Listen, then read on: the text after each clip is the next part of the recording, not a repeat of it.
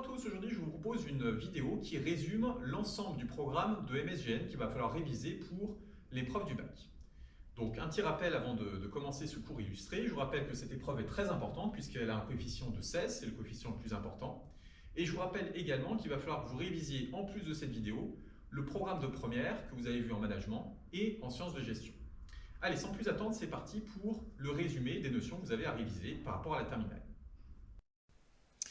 Voilà, donc le premier chapitre que vous avez dû voir en cours de MSGN, il concerne la démarche marketing. Donc quand une entreprise lance un nouveau produit sur un marché, elle va devoir faire un certain nombre de choses pour faire en sorte que ce lancement du nouveau produit se passe correctement. La première chose à faire, c'est une étude de marché. C'est-à-dire que quand je me lance dans un nouveau produit, il faut que je regarde si ce produit va intéresser les consommateurs du pays dans lequel je m'implante. Donc concrètement, je vais pouvoir faire trois types d'études. Premièrement, vous avez les études quantitatives. Les études quantitatives, c'est l'autre nom des sondages. Donc comme son nom l'indique, je vais interroger une quantité importante de personnes pour avoir une idée de la proportion de personnes qui pensent une chose. Donc par exemple, je vais trouver que 40% des personnes que j'interroge veulent que le produit soit effectivement commercialisé. Ensuite, je peux faire également une étude qualitative. Alors là, cette fois-ci, je ne vais pas interroger beaucoup de personnes. Je vais interroger par exemple seulement une cinquantaine d'entre elles, mais je vais leur poser des questions ouvertes, c'est-à-dire des questions dans lesquelles ils vont pouvoir donner une réponse qui est très développée. Ça va me permettre de comprendre en profondeur des choses sur mon nouveau produit. Et puis enfin, la dernière chose que je peux faire, c'est une étude documentaire, c'est-à-dire que je vais me servir d'anciennes études pour en faire une nouvelle. Donc une fois que j'ai étudié mon marché, si j'ai le feu vert, si je peux me lancer dans mon nouveau produit, je vais devoir établir ma stratégie marketing. Cette stratégie, elle se décline en trois étapes. Première étape, vous allez devoir segmenter le marché dans lequel vous vous implantez. Segmenter, ça veut dire faire des catégories de consommateurs à l'aide d'un facteur de segmentation. Donc je vais diviser mon marché en plusieurs catégories à l'aide d'un critère. Je vous donne un exemple. Si je segmente mon marché avec l'âge, donc je vais faire plusieurs catégories de consommateurs avec donc ce critère de l'âge. Donc par exemple, je vais identifier les moins 18 ans, les 18-30 ans, les 30-60 ans et puis les plus de 60 ans. Ensuite, je vais cibler une des catégories ou plusieurs des catégories que j'ai identifiées grâce à la segmentation. Donc par exemple, je vais créer un produit qui va s'adresser surtout aux moins de 18 ans. Dernière étape, une fois que j'ai ciblé là où les catégories de consommateurs qui m'intéressent, je vais adopter un positionnement qui est conforme à ce ciblage. Le positionnement, c'est la manière à laquelle l'entreprise voudrait être perçue par les consommateurs. Par exemple, un positionnement haut de gamme, ça veut dire que l'entreprise va essayer d'être perçue comme étant une marque qui propose des produits de qualité, mais du coup qui vont être assez chers. Alors la dernière chose qu'il va falloir faire, c'est une fois que vous avez lancé votre produit, vous allez devoir continuer à surveiller ce qui se passe autour de votre produit. Vous allez faire ce qu'on appelle une veille marketing. La veille marketing, ça consiste à surveiller votre environnement. Alors vous avez dû voir en classe de première que l'environnement d'une entreprise, il est décliné en deux catégories. Vous avez d'une part le micro-environnement et d'autre part le macro-environnement. Le micro-environnement, c'est tous les acteurs qui ont un lien direct avec l'entreprise. Donc par exemple, vous avez dedans les clients, les fournisseurs et les concurrents. Le macro-environnement, c'est tous les éléments extérieurs à l'entreprise qui vont venir l'influencer. Donc ça, c'est le modèle PESTEL. Donc c'est tout ce qui est les éléments politiques, économiques, sociologiques, technologiques, environnementaux et légaux.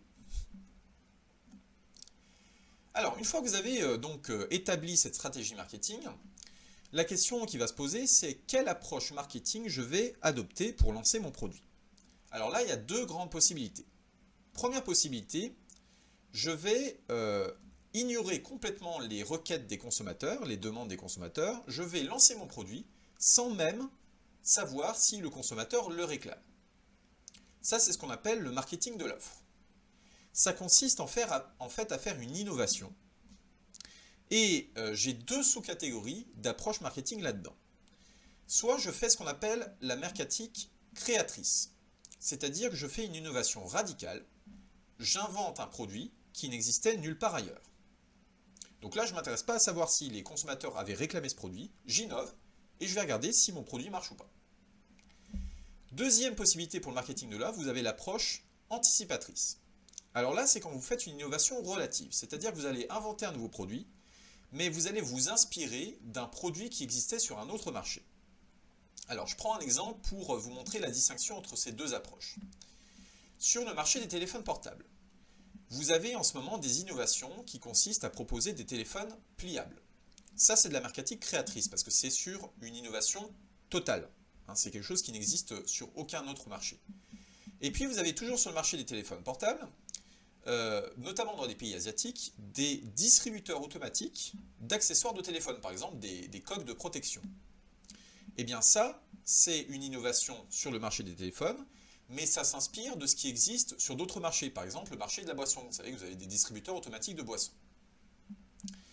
Deuxième grande possibilité, cette fois-ci, je m'intéresse à ce que réclame le consommateur. Et je vais m'adapter en fonction de ce qu'il demande. Donc ça, c'est ce qu'on appelle le marketing de la demande. Là encore, vous avez deux sous-approches possibles. D'une part, vous avez la marketing réactive. Donc ça consiste pour une entreprise à proposer des produits qui répondent à un besoin du consommateur. Et vous avez la marketing médiatrice, qu'on peut aussi appeler interactive. Donc pareil, je réponds à un besoin exprimé par le consommateur, mais je vais en plus lui laisser la possibilité de participer à la création du produit. Par exemple, en lui permettant de le personnaliser. Alors, le point suivant que vous avez dû voir en cours, c'est la notion de création de valeur. Ce qu'il faut savoir, c'est qu'une entreprise, tous les ans, elle doit fournir deux documents comptables. Vous avez d'une part le bilan comptable. Le bilan comptable, c'est une sorte de document qui résume le patrimoine de l'entreprise. Vous savez que le patrimoine d'une personne morale, c'est son actif et son passif. L'actif, c'est ce qu'elle possède. Le passif, c'est l'ensemble de ses dettes. Donc vous voyez que sur un bilan, vous avez, par exemple dans la colonne de gauche, toutes ses immobilisations, c'est-à-dire les choses qu'elle possède, et à droite, vous avez l'ensemble de ses dettes. Donc ça, c'est le premier document que chaque entreprise doit produire à la fin de l'année. Et puis d'autre part, chaque entreprise doit produire ce qu'on appelle un compte de résultat. Le compte de résultat, c'est le document qui permet de savoir quel est le montant des produits, c'est-à-dire le chiffre d'affaires, et quel est le montant des charges au cours de l'année. C'est ce qui va nous permettre de savoir si l'entreprise a fait un bénéfice ou une perte. Alors du coup, comment est-ce qu'on estime, comment est-ce qu'on évalue la création de valeur? Alors vous avez plusieurs possibilités. La première qui est toute simple, c'est je regarde le bénéfice de l'entreprise. Si j'ai fait un bénéfice, ça veut dire que j'ai eu une création de valeur. De manière plus complexe, on peut calculer aussi la valeur ajoutée. La valeur ajoutée, c'est quoi? C'est le chiffre d'affaires de l'entreprise, donc les produits, moins les consommations intermédiaires. Les consommations intermédiaires, c'est toutes les consommations de l'entreprise qui ont dû être utilisées pour fabriquer ces produits. Donc par exemple, la consommation de matières premières. On enchaîne avec les modèles économiques. Donc comme je l'ai dit, évidemment, les entreprises, elles cherchent à faire un bénéfice qui va se voir dans le compte de résultat. Mais la question, c'est de savoir comment est-ce qu'on va réussir à dégager ce bénéfice. Et ces derniers temps, vous avez des entreprises qui ont adopté des manières de dégager des bénéfices qui sont assez originales, qu'on appelle des modèles économiques. Donc comment est-ce que ces entreprises peuvent dégager des bénéfices à partir de leurs ventes? Alors, vous avez 5 modèles économiques originaux qui sont apparus ces dernières années. Le premier, c'est ce qu'on appelle le freemium.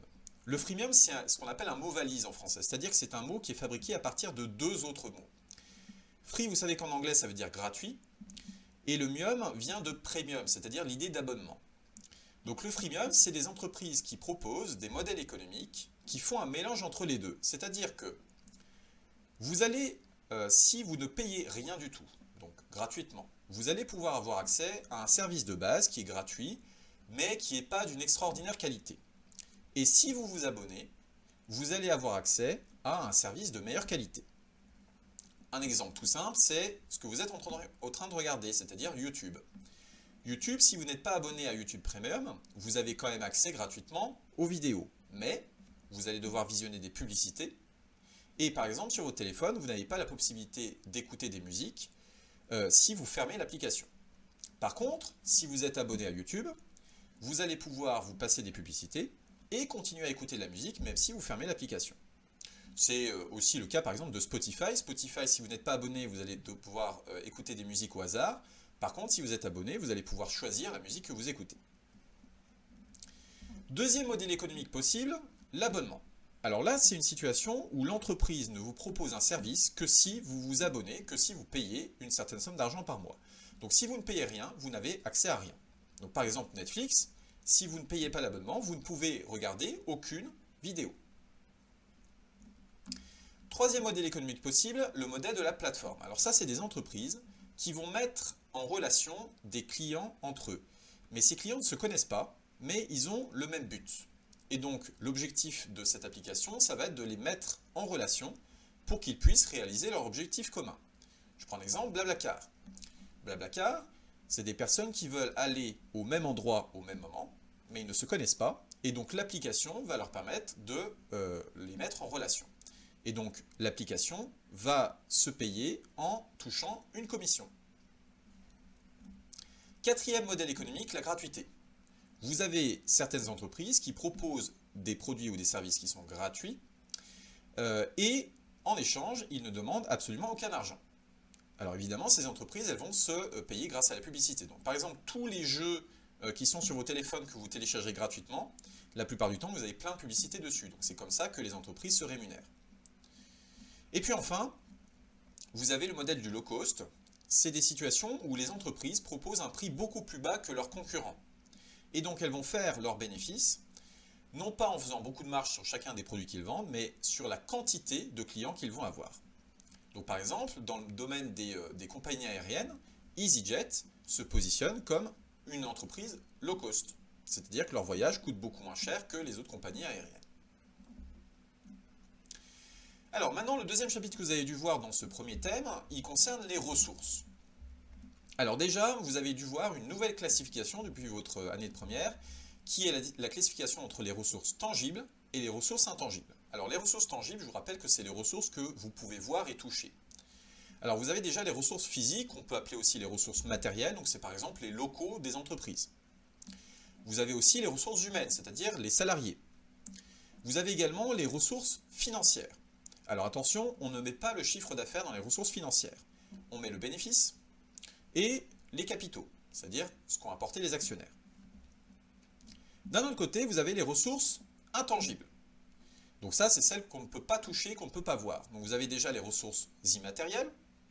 Vous avez les ressources humaines, encore une fois. Alors là, attention, ce n'est pas les salariés dont on parle, mais on va parler du savoir-faire et des compétences des salariés. Et puis enfin, vous avez les ressources technologiques, par exemple les logiciels. Ensuite, si je m'intéresse un peu plus près pour les ressources financières, ce qu'il faut savoir, c'est qu'une entreprise, quand elle a un besoin d'argent, elle a besoin de financer, par exemple, je sais pas, l'achat d'une grosse machine, elle aura plusieurs possibilités. Évidemment, la possibilité la plus connue, c'est l'emprunt. Une entreprise, c'est comme un ménage, elle peut demander un emprunt à la banque. Je vous rappelle que quand on fait un prêt à une banque, on doit payer un taux d'intérêt, c'est-à-dire qu'en plus de la somme d'argent qu'on a empruntée, à la fin du prêt, il va falloir rembourser un pourcentage supplémentaire. Vous avez ensuite la possibilité pour une entreprise de demander aux actionnaires d'apporter de l'argent supplémentaire. C'est ce qu'on appelle une augmentation de capital. Alors l'inconvénient, c'est que vous allez laisser du pouvoir en plus à vos actionnaires. Troisième possibilité, le crédit bail. C'est quand une entreprise va emprunter une machine. Ensuite, vous avez les subventions. Les subventions, c'est quand une entreprise va demander une aide financière à l'État parce que l'entreprise travaille dans un domaine que l'État défend. Par exemple, si c'est une entreprise qui est dans le domaine de la protection de l'environnement, il y a des subventions possibles. Vous avez ensuite le financement participatif. Ça, c'est quand vous faites appel à la foule, à la population, parce que vous voulez réaliser un projet que la population veut que vous réalisiez.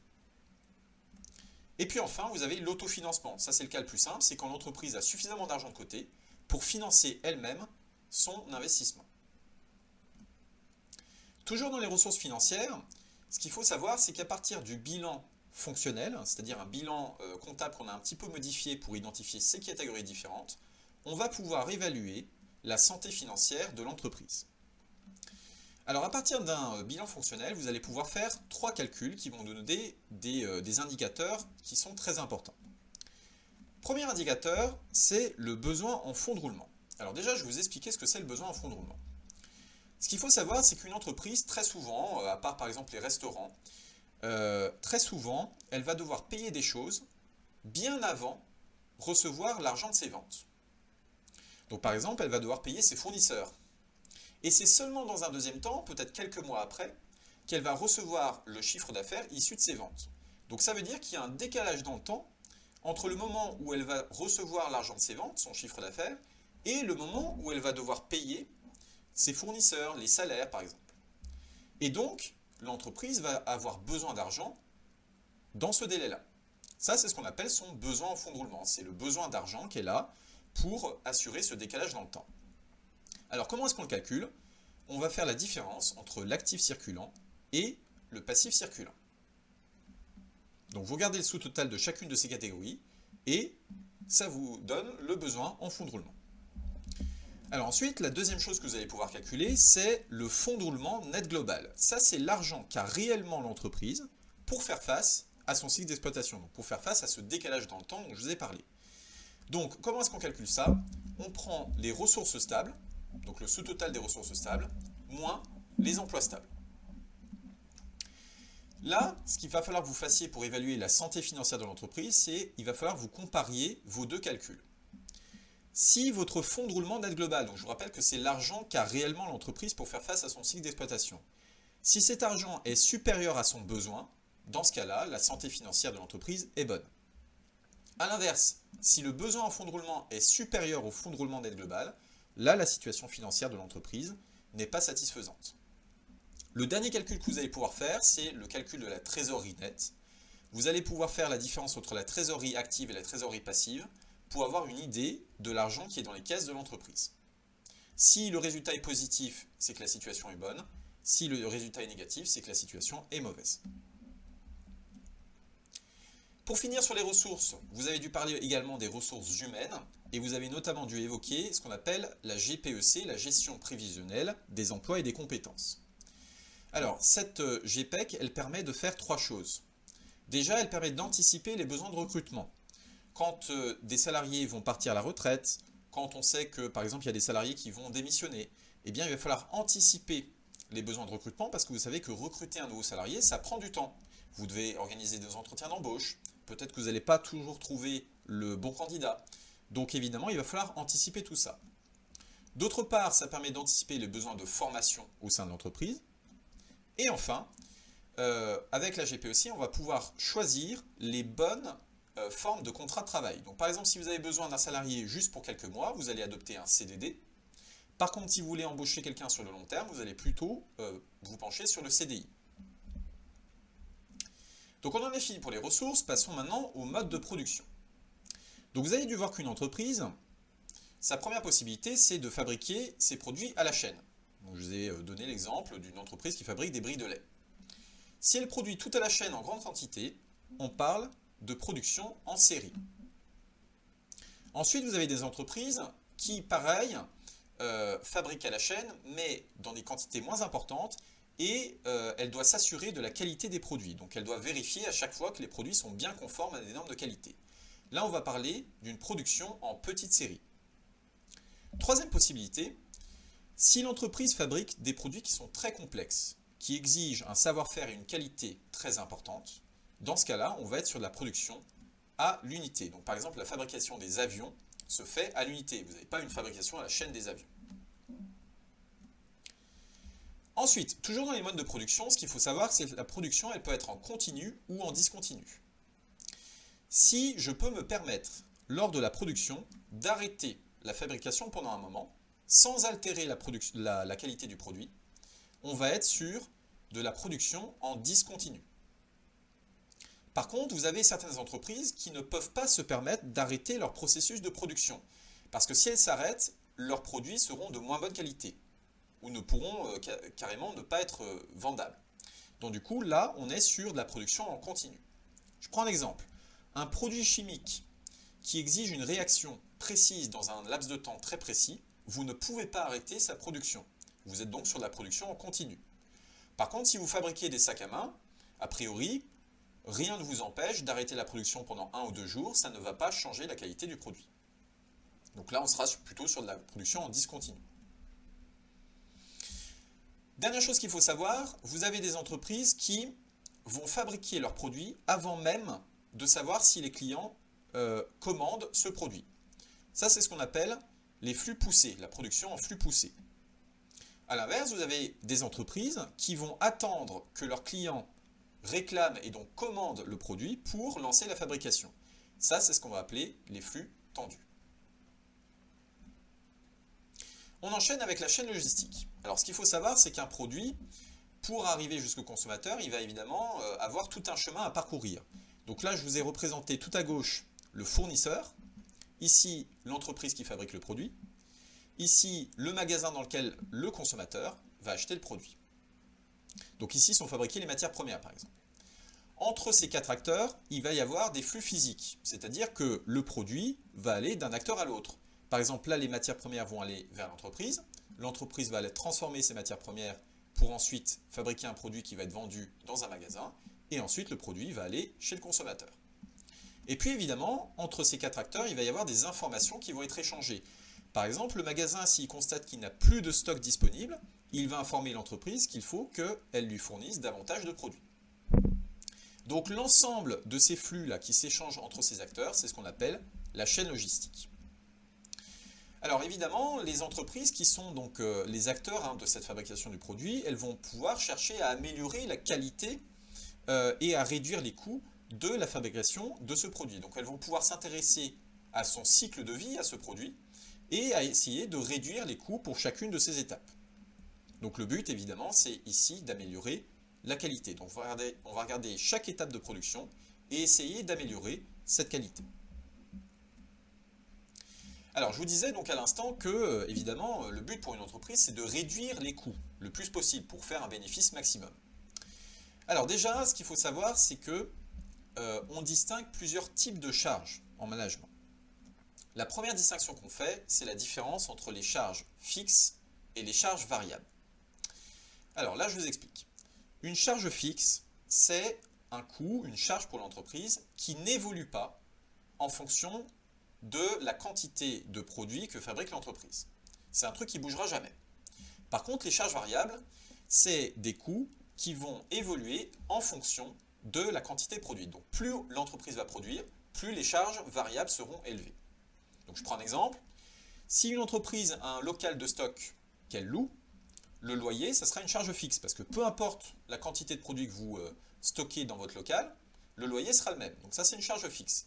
Par contre, l'électricité que vous dépensez avec vos machines, plus vous fabriquez, plus vous allez dépenser d'électricité. Donc ça, c'est une charge variable.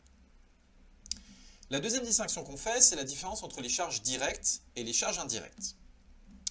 Alors ici, imaginez un salarié qui travaille dans une entreprise de produits laitiers.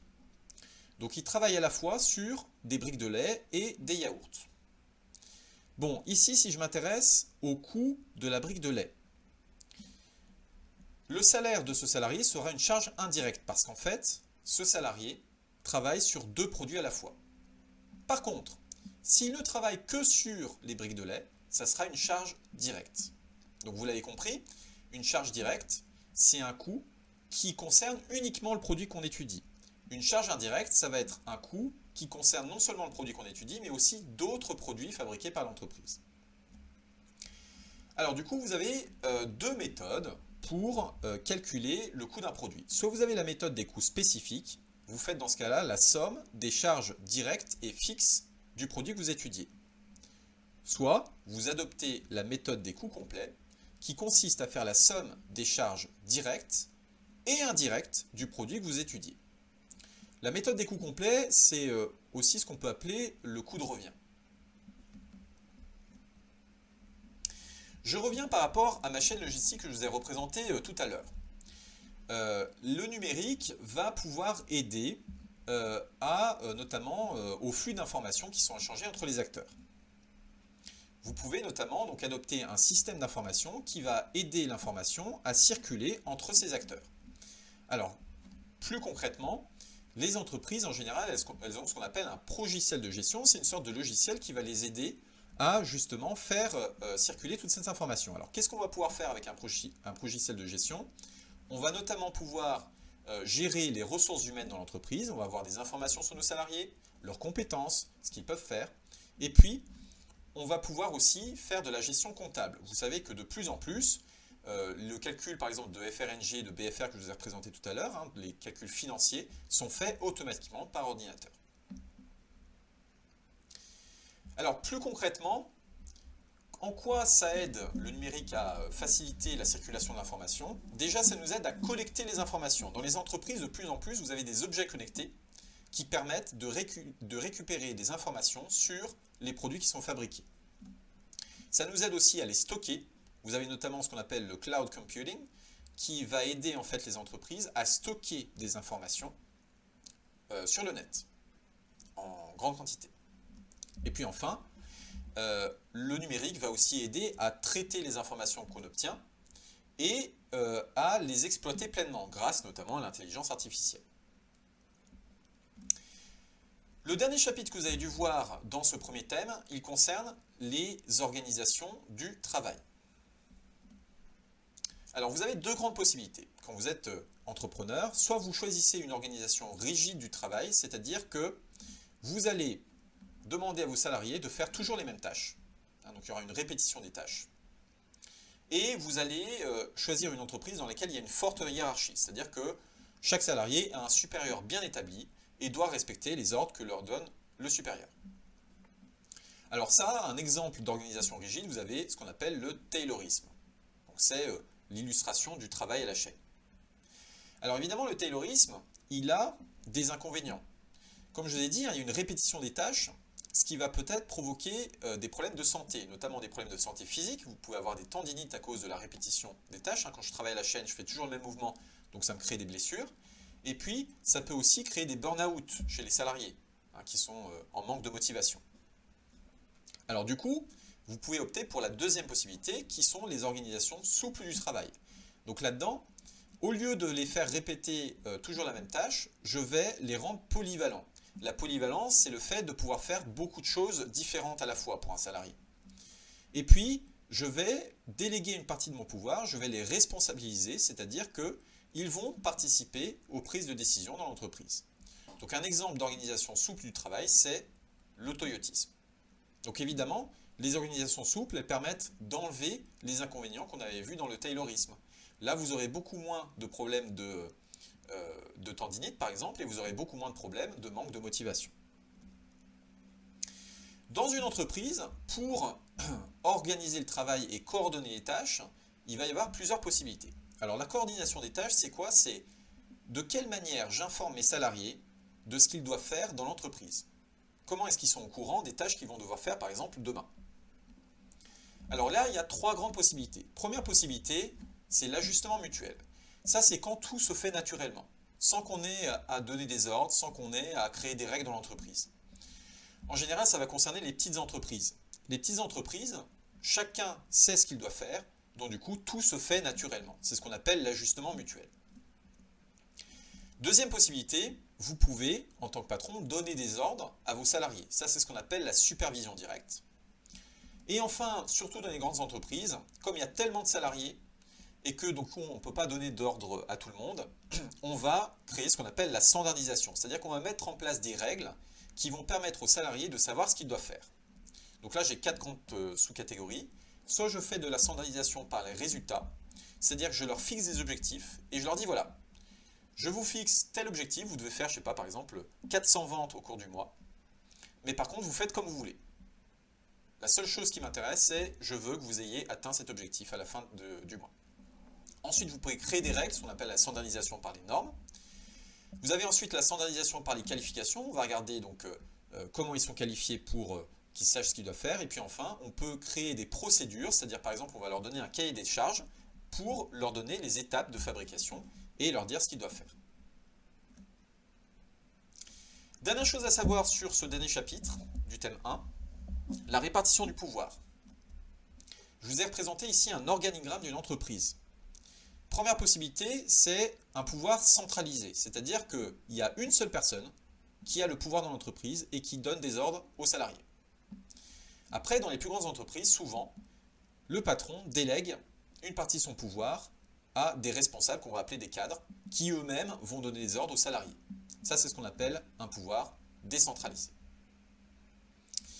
Donc voilà pour le thème numéro 1. Maintenant, on va passer au thème numéro 2, qui concerne les acteurs dans l'organisation. Alors, déjà, premier constat, dans une entreprise, vous avez différents acteurs, et malheureusement, ces acteurs, ils ont des objectifs qui sont complètement opposés. Je prends un exemple. Les actionnaires d'une entreprise, ils ont pour but de maximiser leurs dividendes. Donc, ils vont chercher à ce que l'entreprise ait un bénéfice maximal, puisque vous savez que les dividendes, c'est une partie du bénéfice de l'entreprise. À l'inverse, les salariés, ils veulent des bonnes conditions de travail. Et ils veulent aussi un bon salaire. Sauf que si vous demandez un bon salaire, ça va être une charge pour l'entreprise. Donc ça va baisser le bénéfice et donc ça va à l'inverse, à l'encontre, de la recherche de dividendes. Donc, on va observer des objectifs incompatibles entre les acteurs d'une entreprise et donc il va y avoir des tensions possibles. Donc pour résoudre ces tensions, il va falloir trouver des solutions. Première solution, mettre en place une culture d'organisation, c'est-à-dire un ensemble de croyances, d'habitudes et de valeurs qui vont être observées dans l'entreprise et qui seront partagées par la plupart des membres de cette entreprise. Donc par exemple, vous pouvez organiser, tous les matins, un petit déjeuner qui est offert par un des salariés, et puis à chacun leur tour, ils vont proposer ce petit déjeuner. Donc ça, c'est une habitude qu'on met en place pour créer une culture d'organisation. Ensuite, le dirigeant va pouvoir adopter un style de direction adapté pour faire en sorte que les salariés aillent dans le sens des objectifs de l'organisation. Alors là, il y a 4 possibilités pour le style de direction. Soit le dirigeant adopte un style de direction autoritaire. Ça, c'est le management par la peur. Je vais sanctionner mes salariés si jamais ils se comportent mal et je ne les récompense quasiment jamais. Deuxième possibilité, c'est le style de direction paternaliste. Je me comporte comme un parent envers mes salariés. Je suis proche d'eux, je n'hésite pas à les sanctionner si jamais ils se comportent mal, mais par contre, je n'hésite pas non plus à les récompenser. Ensuite, vous avez le style de direction consultatif. Quand je prends une décision en tant que dirigeant, systématiquement, je vais demander l'avis à mes salariés. Je vais suivre ou pas leur avis, mais je vais leur demander à chaque fois. Et enfin, vous avez le style de direction participatif. Là, c'est quand le dirigeant délègue une partie de son pouvoir à ses salariés, et donc concrètement, les salariés participent aux décisions de l'entreprise. Toujours pour limiter ces tensions, vous pouvez chercher à améliorer la motivation des salariés. Alors, ce qu'il faut savoir, c'est que les salariés, ils ont plusieurs facteurs de motivation. D'une part, ils ont un facteur de motivation interne. C'est-à-dire, ils vont s'auto-motiver. Et puis, vous avez les facteurs de motivation externe, c'est-à-dire qu'ils vont être motivés par des acteurs extérieurs, notamment le dirigeant qui va pouvoir essayer de les motiver davantage. Alors, qu'est-ce qu'il peut faire concrètement? Il peut améliorer leur rémunération, il peut leur dire, si tu travailles bien au cours du mois, je vais te donner une prime de résultat. Il va pouvoir communiquer avec eux pour les rassurer. Et puis, il peut améliorer leurs conditions de travail, ce qu'on va appeler la qualité de vie au travail. Il y a d'autres solutions aussi qu'on peut proposer, par exemple la mise en place de groupes de projets pour qu'ils apprennent à travailler ensemble, l'organisation de réunions pour les informer des objectifs de l'entreprise, ou encore l'utilisation d'outils coopératifs. Donc le but ici, c'est vraiment de mettre en place une coopération entre les différents acteurs de l'entreprise pour essayer d'apaiser les tensions qui peuvent exister entre eux. Le deuxième chapitre du thème 2, il concernait les clients et les usagers par rapport à l'entreprise. Alors, ce qu'il faut savoir, c'est que un consommateur, donc ça c'est le client d'une entreprise, on peut aussi l'appeler quand il est usager, ça va concerner en fait les usagers, c'est les personnes qui sont dans un service public. D'accord ? Donc, ces consommateurs ou ces usagers, on remarque en fait quand ils achètent quelque chose, un bien ou un service, en fait, ils respectent ce qu'on appelle un processus d'achat. C'est-à-dire que l'achat arrive après plusieurs étapes. Alors ces étapes, les voilà. Vous avez déjà l'éveil du besoin. Vous savez que chaque achat part d'un besoin qui est identifié par le consommateur. Alors vous savez que un besoin, on peut les classifier par la pyramide de Maslow. Vous avez les besoins physiologiques, ça c'est les besoins primaires, c'est-à-dire les besoins qui sont nécessaires à votre survie. D'accord ? Puis vous avez par exemple les besoins de sécurité, les besoins d'appartenance, etc. Donc première étape dans un achat d'un bien ou d'un service, le consommateur se rend compte qu'il a un besoin, ce qu'on appelle l'éveil du besoin. Deuxième étape, du coup, pour satisfaire son besoin, le consommateur va rechercher des informations et il va rechercher quel bien va pouvoir lui permettre de satisfaire son besoin. Ensuite, il va faire ce qu'on appelle l'évaluation, c'est-à-dire qu'il va comparer toutes les informations qu'il a trouvées, tous les biens en concurrence qui vont lui permettre de satisfaire son besoin, et comme ça, il va pouvoir faire son choix. C'est l'étape d'achat. Et enfin, une fois qu'il a acheté et consommé son produit, il va avoir un sentiment post-achat, c'est-à-dire qu'il va avoir un avis sur le produit qu'il vient d'acheter. Avis qu'il va potentiellement laisser sur Internet, par exemple. Alors, le consommateur, souvent, on va chercher à savoir comment il se comporte. Donc, comme je l'ai dit, tout part du besoin. Ce qui va expliquer l'achat d'un produit par un consommateur, c'est avant tout son besoin. Mais il y a aussi d'autres éléments. Par exemple, il y a ses motivations. Alors, vous avez tout d'abord les motivations hédonistes. Un consommateur peut acheter un produit parce qu'il veut se faire plaisir. Ça, c'est la motivation hédoniste. Il peut aussi vouloir faire plaisir à quelqu'un. C'est ce qu'on appelle une motivation oblative. Il peut aussi acheter un produit parce qu'il pense que ce produit va lui être utile. C'est ce qu'on appelle une motivation rationnelle. Il peut également chercher à faire un achat parce qu'il veut faire un achat pour des raisons morales.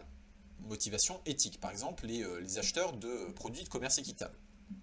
Et enfin, il peut faire un achat parce qu'il a envie de montrer aux autres qu'il achète un certain type de produit. Par exemple, je sais pas, des produits de luxe, on les achète pour montrer qu'on a de l'argent. Ça, c'est la motivation d'auto-expression.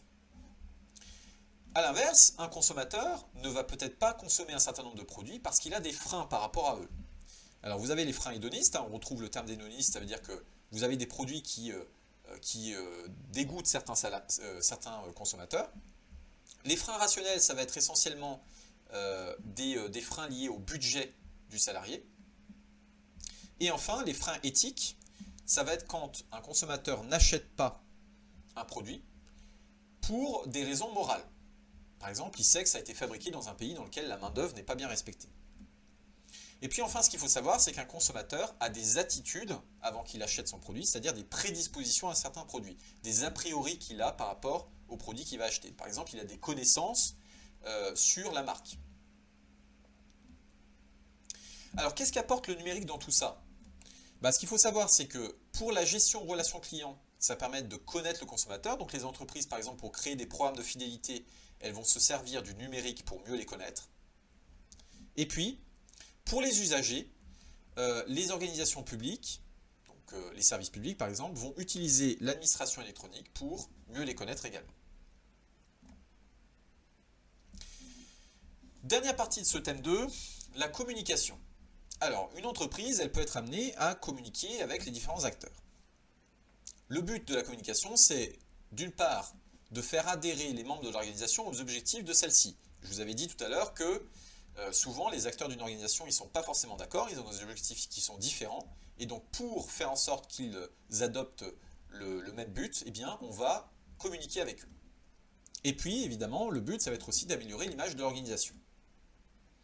Alors, comment est-ce qu'on améliore l'image de l'organisation ? On va agir sur la marque employeur. La marque employeur, c'est la réputation de l'entreprise auprès des salariés. L'e-réputation, c'est la réputation sur Internet de l'entreprise. Et puis l'identité numérique, c'est les traces numériques que laisse l'entreprise sur les moteurs de recherche, par exemple. Alors, quels sont les types de communication ? Premièrement, vous pouvez, en tant que patron, par exemple, vous pouvez communiquer avec vos propres acteurs qui sont au sein de votre entreprise. Par exemple, vous pouvez communiquer envers vos salariés. C'est ce qu'on appelle la communication interne. Alors ici, si je reprends l'organigramme que je vous ai représenté tout à l'heure, on a 3 types de communication interne. Si quelqu'un communique dans l'entreprise envers quelqu'un qui est moins bien placé hiérarchiquement que lui, c'est ce qu'on va appeler la communication descendante. Exemple, le patron que j'ai représenté ici qui communique envers ses salariés. Ça, c'est de la communication descendante puisque vous voyez qu'on descend hiérarchiquement. A l'inverse, si un salarié communique avec quelqu'un qui est plus haut placé que lui, on va appeler ça de la communication ascendante. Ascendante, ça veut dire montante. Et puis par contre, si c'est deux acteurs qui sont placés sur le même niveau hiérarchique qui communiquent entre eux, on va appeler ça de la communication horizontale. Après, vous avez aussi la communication externe. C'est quand l'entreprise communique avec des acteurs qui ne font pas partie de l'entreprise, donc par exemple les consommateurs. Alors ici, vous avez la communication institutionnelle, ça c'est la communication officielle, par exemple quand on communique envers l'État. Et puis vous avez la communication commerciale qui s'adresse au marché, donc par exemple aux consommateurs. La publicité, par exemple, c'est de la communication commerciale. Quand je fais à la fois de la communication interne et de la communication externe, j'appelle ça de la communication globale et intégrée. Alors la dernière chose qu'il faut savoir sur la communication, c'est qu'il y a un type particulier de communication qu'on appelle la communication financière. La communication financière, ses objectifs, c'est de promouvoir la performance de l'organisation, montrer que l'organisation elle est capable de faire des bénéfices, et puis d'attirer évidemment les investisseurs, c'est-à-dire les personnes qui voudraient investir de l'argent chez vous. Alors pour ça, vous allez notamment communiquer envers ces investisseurs un business plan. C'est une sorte de prévision à long terme de ce que vous voulez faire au niveau de l'argent dans l'entreprise. Vous voulez dire, bah voilà, par exemple, dans 5 ans, je veux être leader de mon marché. Je veux avoir tant de parts de marché, je veux faire tant de chiffre d'affaires, tant de bénéfices. Donc là, le but, c'est d'être transparent envers les investisseurs, c'est-à-dire leur fournir une information qui est fiable. Allez, on termine avec le dernier thème, qui est le plus court des trois. Donc là, le dernier thème, il concerne le rapport entre l'organisation et la société. Le premier volet de ce thème, c'est l'éthique. Alors, comment est-ce qu'on définit l'éthique? L'éthique dans les entreprises, c'est le respect par l'entreprise de valeurs morales. Je m'explique. Les entreprises, vous savez qu'elles doivent respecter un certain nombre de lois. Mais il y a des choses qu'elles peuvent faire en plus, c'est-à-dire elles peuvent agir de manière morale. Si elles font ça, elles vont faire ce qu'on appelle de l'éthique. Alors, c'est à ne pas confondre avec une notion qui s'appelle la déontologie. La déontologie, c'est le respect de règles qui concernent un métier en particulier. Par exemple, les médecins, la déontologie des médecins, ils vont devoir s'occuper de leurs malades, respecter la confidentialité de leurs malades. Là, quand je vous parle d'éthique, je vous parle bien au niveau d'une entreprise, d'un respect de valeurs morales. Alors, quels sont les cas de manquement à l'éthique? Si jamais l'entreprise ne respecte pas des valeurs morales, qu'est-ce qu'on peut citer? On peut citer déjà le manque de sincérité de l'entreprise. Vous avez par exemple le lobbying, ça c'est les groupes de pression. Vous pouvez faire pression sur un gouvernement pour changer les règles pour que des lois vous arrangent. Vous pouvez faire aussi en tant qu'entreprise du greenwashing. C'est-à-dire que vous allez montrer à vos consommateurs que vous agissez pour le respect de l'environnement, mais en fait en réalité vous n'en faites rien. Et puis vous pouvez faire du social washing, c'est-à-dire que vous pouvez montrer aux consommateurs que vos salariés, vous les traitez bien, vous leur donnez des bonnes conditions de travail, mais en fait, quand on regarde la chose de plus près, on se rend compte que ce n'est pas du tout vrai. Deuxième cas de figure de manquement à l'éthique, c'est les manquements à la transparence. Quand par exemple, vous fournissez des informations financières qui ne sont pas fiables ou qui sont truquées. Et puis, il y en a d'autres, on peut citer par exemple l'atteinte à la vie privée de vos salariés, l'atteinte à leur dignité, ou les discriminations, par exemple les discriminations à l'embauche. Donc ça, c'est tous les cas de manquement d'éthique. Alors, quelles sont les relations entre le numérique et l'éthique? Vous savez que quand vous interagissez avec des entreprises, parfois vous allez leur fournir des données personnelles. Je ne sais pas, par exemple, quand vous commandez quelque chose en ligne, souvent, quand vous allez donc finaliser votre commande, vous allez devoir renseigner évidemment votre adresse pour recevoir votre colis. Vous allez leur fournir, par exemple, votre numéro de carte bleue, votre nom, votre prénom, votre adresse, votre âge, etc. Et évidemment, les entreprises elles peuvent être tentées de revendre ces données personnelles à notamment des agences publicitaires pour qu'elles vous proposent des publicités adaptées. Alors, pour essayer de lutter contre ça, l'Europe, en 2016, a adopté ce qu'on appelle le RGPD, le Règlement général de la protection des données. Selon ce règlement, les entreprises ne peuvent plus revendent des données personnelles et ne peuvent plus les collecter sans raison valable. Donc ça, c'est un règlement qui va nous permettre de nous protéger en tant que consommateurs contre l'exploitation des données personnelles. Également, on a mis en place, notamment en France, ce qu'on appelle la transparence des algorithmes. Par exemple, vous êtes peut-être en ce moment dans Parcoursup. Parcoursup a l'obligation d'informer les usagers de la manière à laquelle ils sont affectés dans les différentes formations proposées sur Parcoursup. Vous savez que c'est un algorithme, c'est un programme qui vous affecte dans certaines formations et qui vous donne un ordre de priorité, un ordre de passage.